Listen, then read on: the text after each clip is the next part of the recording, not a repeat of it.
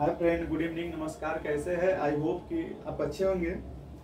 आज फिर से आपके समक्ष एक वीडियो लाया हूं जो सुप्रीम कोर्ट के न्यायाधीशों के संबंध में आज हम लोग चर्चा करेंगे, जिसमें सुप्रीम कोर्ट के न्यायाधीश को किस प्रकार से नियुक्त किया जाता है और उनको किस प्रकार से हटाया जाता है, कोलेजियम सिस्टम क्या होता है, इन सभी के बारे में आज विस्तार से चर्चा की जाएगी। चूँकि कुछ दिनों से हम वीडियो नहीं ला रहे थे क्योंकि प्रॉब्लम हो गई थी, इसलिए मैं नहीं ला पाया। तो फिर अब नियंत्रण का वीडियो आएगी। तो चलिए बिना देरी करते सेशन को शुरू करते हैं। देखिए 124 अनुच्छेद 124 में क्या कहा गया है? 124 में कि भारत का एक सुप्रीम कोर्ट होगा। 124 में कहा गया है कि भारत का एक सुप्रीम कोर्ट होगा जो व्यवस्थापिका के जो व्यवस्थापिका के द्वारा जब तक उसकी संख्या में वृद्धि न किया जाए तब तक 7 न्यायाधीशों से मिलकर बना होगा, यह कहा गया है। यानी जब तक व्यवस्थापिका जब तक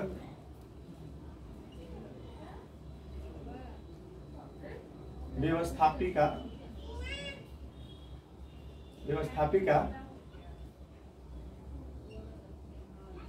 उसके संख्या में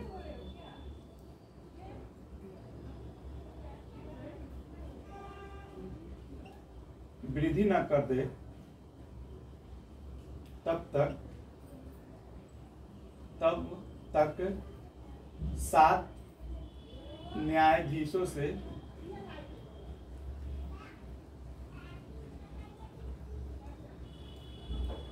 मिलकर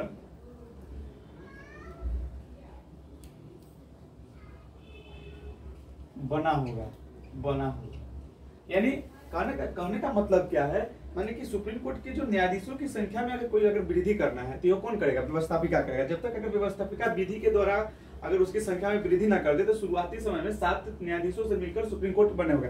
यानी कि एक मुख्य न्यायाधीश, एक न्यायाधीश, यानी एक सीजीआई और 6 न्यायाधीश, ये मिलकर सुप्रीम कोर्ट बनेगा। हुआ ये कि पहले इसके सुप्रीम कोर्ट में नियुक्ति कौन, माने कि नियुक्ति न्यायाधीशों की नियुक्ति के लिए योग्य कौन व्यक्ति होगा, पात्र कौन व्यक्ति होगा? तो उसकी जो योग्यता की अगर बात की जाए तो योग्यता में सबसे पहला योग्यता है कि 2 या 2 से अधिक न्यायालयों में लगातार 5 वर्षों तक न्यायाधीशों के पद धारण किया हो, वही व्यक्तियों को सुप्रीम कोर्ट के न्यायाधीश के रूप में नियुक्त किया जाएगा। क्या? एक बार और सुन लीजिए। जो व्यक्ति एक या 2 या उससे अधिक न्यायालयों में लगातार 5 वर्ष तक अगर न्यायाधीश के पद पर अगर नियुक्त है तो उसे सुप्रीम कोर्ट के न्यायाधीश के रूप में चुनने के लिए चुना जा सकता है। दूसरा क्या है? तो दूसरा यह है कि वह 1 या उससे अधिक न्यायालय में लगातार 10 वर्ष तक वकालत किया हो तो ऐसे व्यक्ति को सुप्रीम कोर्ट के न्यायाधीश के रूप में चुना जा सकता है। तीसरा क्या कह रहा है? तीसरा में यह बताया जा रहा है कि यदि वह राष्ट्रपति के नजर में, दृष्टि में अगर वह विधि वेता हो तो उसे भी राष्ट्रपति के पद पर नियुक्त किया जा सकता है।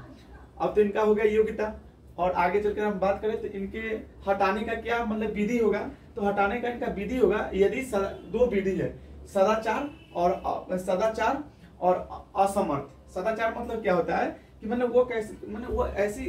वह ऐसे कुछ काम करते हैं जिससे कि सदाचार प्रभावित होता है, तो ऐसे में उनको लोकसभा के द्वारा उन्हें हटाया जा सकता है। इसके साथ साथ अगर वह कार्य करने में असमर्थ है, मानसिक विक्षेप है, तो उनको हटाया जा सकता है। ये तो हटाने का योग्यता हो गया। एक बार और सुन लीजिए। सुप्रीम कोर्ट के जज के न्यायाधीश के 2 माध्यम से ही हटाया जा सकता है। एक सदाचार, पहला तो सदाचार, दूसरा क्या होगा? तो वह असमर्थ हो कार्य करने में। मान गए उनके शारीरिक काम नहीं कर रहा है, वो मानसिक विक्षेप है, मान गए कि वह कि शारीरिक रूप से वह पूरा कि काम नहीं कर रहा है, तो वैसे स्थिति में उन्हें सुप्रीम न्यायाधीशों के पद से हटाया जा सकता है। चूंकि तो बात रहा है कि सुप्रीम कोर्ट के न्यायाधीशों की सुप्रीम कोर्ट के मुख्य न्यायाधीशों की नियुक्ति कौन करेगा? तो सुप्रीम कोर्ट के मुख्य न्यायाधीशों की नियुक्ति राष्ट्रपति के द्वारा किया जाएगा। ठीक, राष्ट्रपति के द्वारा किया जाएगा। लेकिन राष्ट्रपति किसे नियुक्त करेगा न्यायाधीश के, मुख्य न्यायाधीश के पद पे, उसके बारे में हमारे संविधान में अभी भी चर्चा नहीं की गई, उल्लेख नहीं की गई।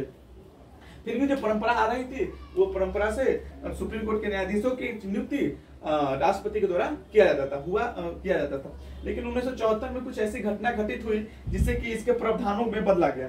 घटना क्या घटित हुई? तो घटना यह घटित हुई कि जब श्रीमती गांधी का जब सरकार था तो उस समय हुआ ये था कि गांधी ने अपनी हितों को पूर्ति करने के लिए, यानी कि लोकसभा को मजबूत, मतलब कि कार्यपालिका को मजबूत करने के लिए, न्यायपालिका को शक्ति को कम करने के लिए उसने क्या किया कि अपनी शक्तियों का प्रयोग करके राष्ट्रपति के द्वारा एक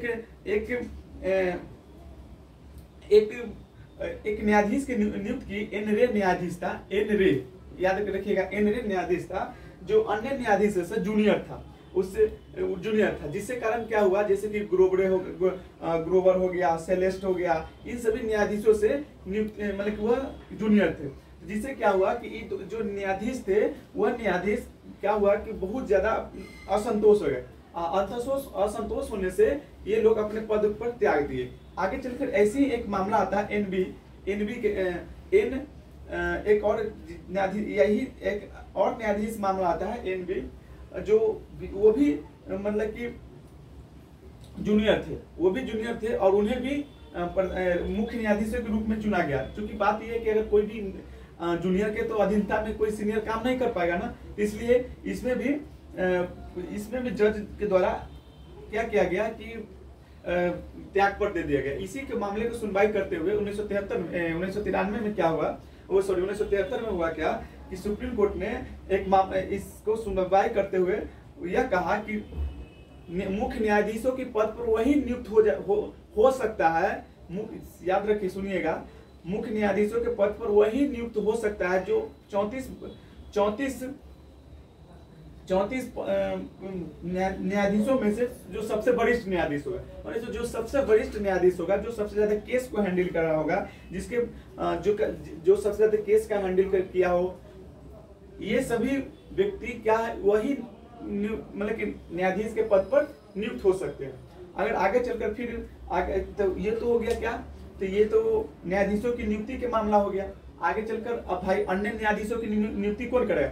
क्योंकि सुप्रीम कोर्ट में कितना सदस्य है, न्यायाधीश है, तो 34 है। 34 में से एक मुख्य न्यायाधीश है और 33 न्यायाधीश है, यानी कि एक मुख्य न्यायाधीश है, बाकी 33 क्या है, न्यायाधीश है। लेकिन वर्तमान में अभी कोरम पूरा नहीं हो पाया है, कोरम पूरा अभी नहीं हुआ, 34 नहीं है अभी न्यायाधीश, अभी कुछ कम है।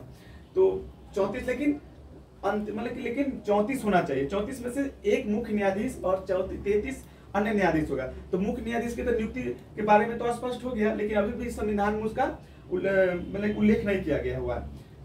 लेकिन ये सुप्रीम कोर्ट के द्वारा ये निर्णय दे दिया गया कि वही व्यक्ति मुख्य न्यायाधीश के पद पर नियुक्त हो सकते हैं जो इन 34 में से वरिष्ठ होंगे। माने जो जब सबसे वरिष्ठता का मतलब क्या होगा कि जो सबसे ज्यादा केस को हैंडल किया हो, उसकी उम्र भी ज्यादा